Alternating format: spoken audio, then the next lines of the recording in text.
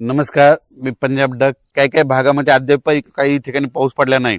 त्या भागात देखील पाऊस पडणार आहे ह्या 10-12 दिवसामध्ये. म्हणजे त्यांना देखील पडणार आहे आणि त्यांचे देखील पेरणी होणार आहे, म्हणून घाबरून जाण्याची काही चिंता नाही.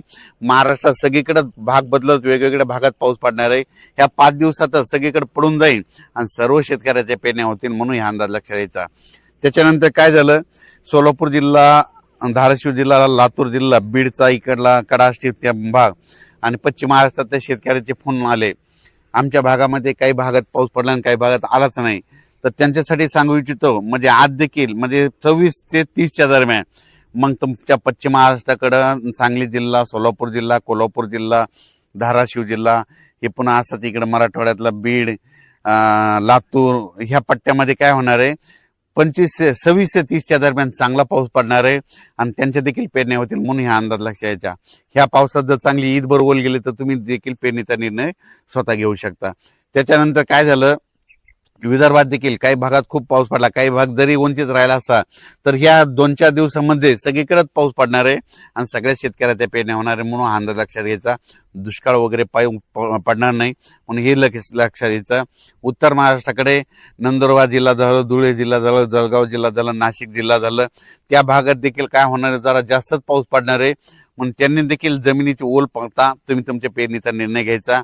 मुंबईला देखील, मुंबई पुणे तिकडे देखील काय होणार आहे, म्हणजे जुलैच्या पहिल्या आठवड्यात मुसळधार पाऊस होईल, अतिवृष्टी होणार आहे, म्हणून ही देखील मुंबईच्या जुलैच्या पहिल्या आठवड्यातला अंदाज लक्षात घ्यायचा. जुलैच्या पहिल्या आठवड्यात देखील महाराष्ट्रात काही भागामध्ये काय होणार आहे, ठिकठिकाणी अतिवृष्टी होईल, काही भागात मुसळधार पाऊस होईल, कुठं रिमझिम होईल, म्हणून जुलैच्या पहिल्या आठवड्यात देखील पाऊस पडणार आहे, म्हणून हे देखील सर्व शेतकऱ्यांना अंदाज लक्षात घ्यायचा. तो पाऊस काय होणार आहे, सगळीकडे नाही पडणार, पण काही भागामध्ये जरा जास्तच पडणार आहे. आणि ज्या तळ्यामध्ये पाणी आतापर्यंत अद्यापही नाही तर ती पाझर तलाव, त्याच्यामध्ये काय होईल, जुलैच्या पहिल्या आठवड्यामध्ये. सांगायचं झालं तर उत्तर महाराष्ट्रामध्ये नंदुरबार जिल्हा, धुळे जिल्हा, जळगाव जिल्हा, नाशिक जिल्हा, अहिल्यानगर, इकडे संगमनेरच्या खाली ओझर, पुन्हा निळवंडे धरण, त्या परिसरामध्ये कॅचमेंट एरियामध्ये चांगला म्हणजे जुलैच्या पहिल्या आठवड्यात पाऊस पडणार आहे, त्या धरणामध्ये आवक यायला सुरुवात होणार आहे, म्हणून हा अंदाज त्या शेतकऱ्यांना लक्षात घ्यायचा.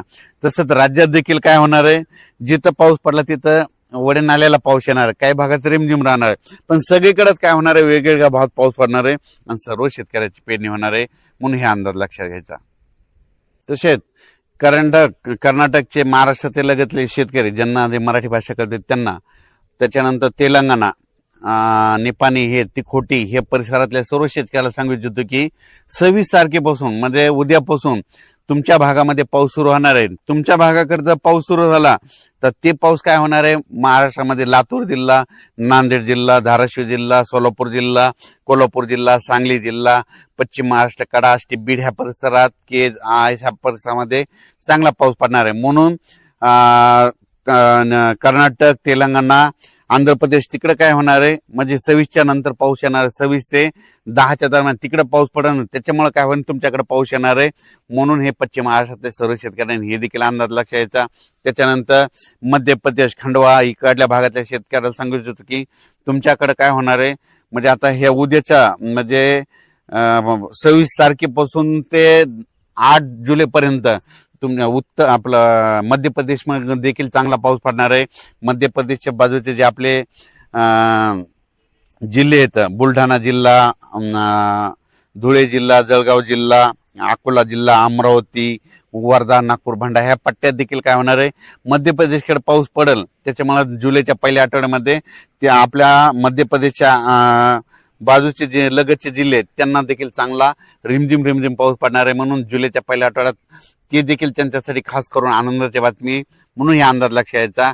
राज्यात मात्र दुष्काळ वगैरे काही पडणार नाही. जमिनीमध्ये ओल असेल तर तुम्ही पेरू शकता, पाहू शकता. हे माझ्या शेतामध्ये आमच्या खूप पाऊस झाला, आणखीन म्हणजे वापसा देखील नाही, तर आम्ही देखील ओल तपासली, ईदभर ओलच्या खाली गेलेली आहे. मग नंतर काय होणार आहे, आज ट्रॅक्टर चालत नाही नसं आज पेरणी करायला सुरुवात केली असती. पाहू शकता ही ओल किती गेलेली आहे. इतकी जर ओला असेल तर पेरणी करायला काही हरकत नाही, हे पाहू शकता. आणखीन म्हणजे इतकी जर ओला असली तर पेरणी करायला काही हरकत नाही. शेतकऱ्याला सांगतो, पाऊस वगैरे काही थांबणार नाही, वेगवेगळ्या भागात पडणार आहे, पण सगळीकडे पडणार आणि सगळ्यांच्या पेरण्या होणार आहेत. म्हणून ही सर्वप्रथम आनंदाची बातमी आता तुम्हाला सांगू इच्छितो. हे जूनचा 30 जून पर्यंत सगळ्या महाराष्ट्रात पाऊस पडणार आणि सगळ्यांच्या पेरण्या सुरू होतील. त्याच्यानंतर जुलै महिन्यामध्ये जास्त पाऊस पडणार आहे, त्याच्यामध्ये देखील विखुरलेल्या स्वरूपाचा पाऊस पडल आपण सगळ्याच्या पेरण्या होतील. म्हणून हा अंदाज सर्व शेतकऱ्यांना लक्षात द्यायचा.